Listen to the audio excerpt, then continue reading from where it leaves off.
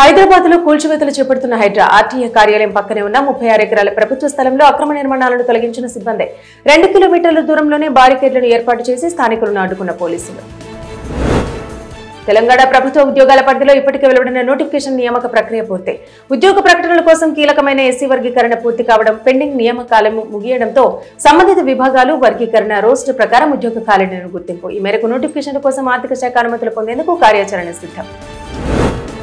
స్థానిక సంస్థల ఎన్నికల సందర్భంగా మేనిఫెస్టోలో నెరవేర్చగల హేతుబద్ధమైన హామీలను పొందుపరచాలని రాష్ట్ర ఎన్నికల సంఘం నిర్దేశం. ఇందుకు అవసరమైన ఆర్థిక వనరులను సమకూర్చుకునే మార్గాలను విస్తృతంగా సూచించాలంటూ స్పష్టం. అనవసర ప్రభావాన్ని చూపే వాగ్దానాలను నిలవరించాలంటూ పిలుపు. రాష్ట్రంలో పత్తి కొనుగోళ్ల సీజన్ ప్రారంభమైన ఇంకా ప్రారంభం కాని కాటన్ కార్పొరేషన్ ఆఫ్ ఇండియా కొనుగోలు కేంద్రాలు ఇంకా రైతులకు మద్దతు ధరలు లభించక వారికి వ్యాపారులు దళారులే దిక్కుగా మారిన పరిస్థితి. సీసీఐ 2 దఫాలుగా టెండర్లు పిలిచినా కాటన్ జిన్నింగ్ మిల్లుల యాజమాన్యాలు వాటిలో పాల్గొనకపోవడం గమనార్హం. తెలంగాణలో పలుచోట్ల నిబంధనలకు విరుద్ధంగా క్రషర్ పరిశ్రమలు ముఖ్యంగా హైదరాబాద్ శివారు ప్రాంతాల్లో ఇష్టారాజ్యాలు నడుస్తున్నట్టు సమాచారం. సుమారు 180కి పైగా నిబంధనలకు విరుద్ధంగా నడుస్తున్న పరిశ్రమలను గుర్తించి ఓ నివేదిక రూపొందించిన అధికారులు. విజయవాడలో ఏర్పాటు చేసిన రోబో షెఫ్ స్టాల్ ను పరిశీలించిన సీఎం చంద్రబాబు. ఇటువంటి వాటిని ప్రోత్సహించాలని నేతలు అధికారులకు సూచనలు. రోబో షెఫ్ తయారు చేసిన ఆహారాన్ని తిని రుచి బాగుందని మెచ్చుకున్న చంద్రబాబు. పార్టీ గీత దాటుతున్న ఎమ్మెల్యేల్ని కంట్రోల్ చేయాల్సిన బాధ్యత జిల్లా ఇన్ఛార్జ్ మంత్రులదేనని సీఎం చంద్రబాబు స్పష్టం. ఈ అంశంలో మంత్రుల్లో చాలా మంది మర్చిపోయినట్టున్నారంటూ చురకలంటించిన సీఎం. జిల్లాల్లో రొటీన్ పాలన వ్యవహారాలు చూసుకోవడానికి కలెక్టర్లు ఉన్నారని ఆయన వెల్లడి. తీవ్ర వాయుగుండ ప్రభావంతో వణికిపోయిన ఉత్తరాంధ్ర జిల్లాలు ఉగ్రరూపం దాల్చిన శ్రీకాకుళంలోని వంశధార, నాగవళి నదులు. ముంపులో చిక్కుకుపోయిన పార్వతీపురం, మన్యం, విజయనగరం జిల్లాలోని పలు గ్రామాలు. తాగునీటి సరఫరా వ్యవస్థను మెరుగుపరిచేందుకు ఏపీ ప్రభుత్వం చర్యలు. ఇందుకోసం 10,319.93 కోట్ల రూపాయలతో ప్రతిపాదించిన 281 ప్రాజెక్టులకు ఆమోదం తెలిపిన మంత్రివర్గం. 2024-29 రాష్ట్ర పర్యాటక విధానంలో కారవాణి పర్యాటకాన్ని చేర్చాలనే ప్రతిపాదనకు ఆమోదం తెలిపిన మంత్రివర్గం. కారుణ్య నియామకాన్ని హక్కుగా డిమాండ్ చేయలేమని దానికి అర్హత ఉండాలంటూ హైకోర్టు స్పష్టం. ఉద్యోగి మరణం లేదా అంగవైకల్యం బారిన పడి ఆదాయం నిలిచిపోయినప్పుడు కుటుంబ ఆర్థిక ఇబ్బందులు ఎదుర్కోకూడదనే ఉద్దేశంతో ఈ పథకాన్ని తీసుకొచ్చామని గుర్తు చేసిన హైకోర్టు ఈ నియామకాల విషయంలో నిబంధనలు, మార్గదర్శకాలకు విరుద్ధంగా వ్యవహరించడానికి వీలు లేదంటూ వెల్లడి.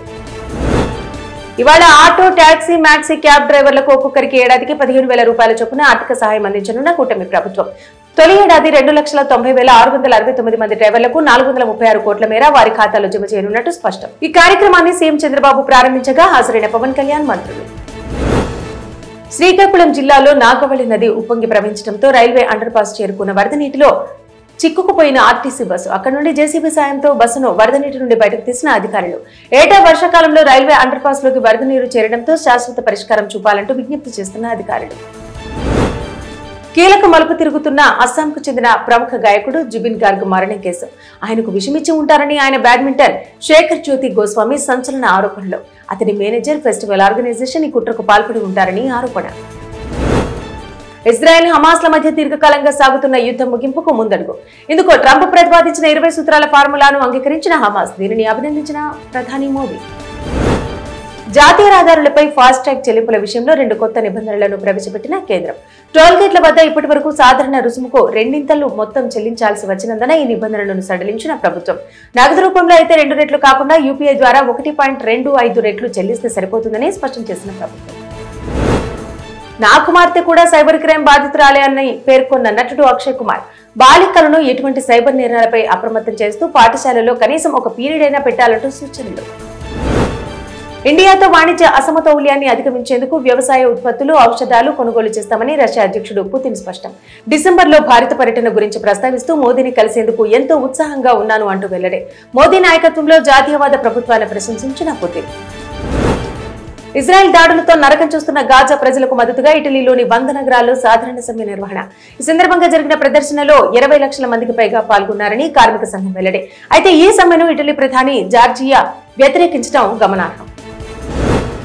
అమెరికాలో ఇంకా కొలికిరాని ప్రభుత్వ షట్ డౌన్. నిధుల కేటాయింపులపై రిపబ్లికన్ పార్టీకి చెందిన సెనేటర్లకు, డెమోక్రటిక్ పార్టీకి చెందిన సభ్యులకు మధ్య రాజీ కుదరని నేపథ్యంలో ఈ ప్రక్రియ మరికొంతకాలం కొనసాగే అవకాశం.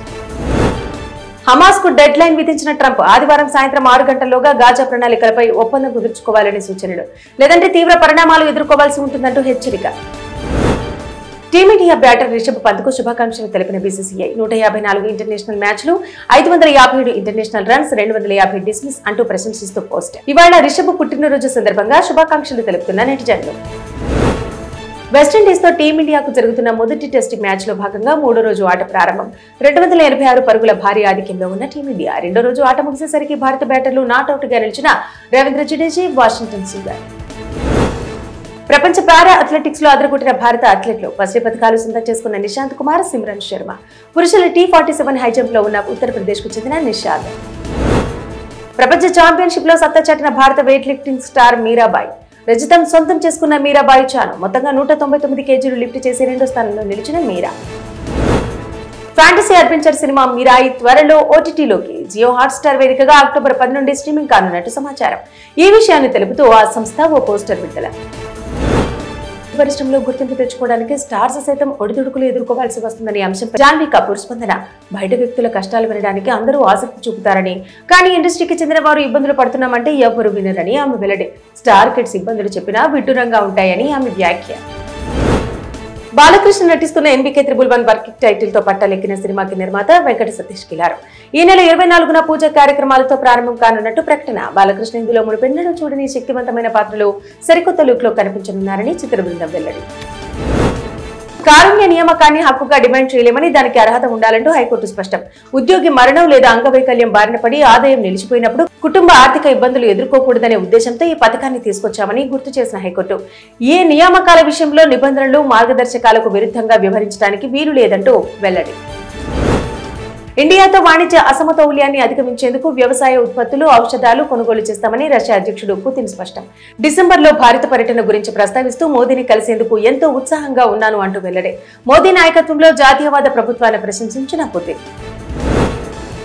విజయవాడలో ఏర్పాటు చేసిన రోబో షెఫ్ స్టాల్ ను పరిశీలించిన సీఎం చంద్రబాబు. ఇటువంటి వాటిని ప్రోత్సహించాలని నేతలు, అధికారులకు సూచనలు. రోబో షెఫ్ తయారు చేసిన ఆహారాన్ని తిని రుచి బాగుందని మెచ్చుకున్న చంద్రబాబు.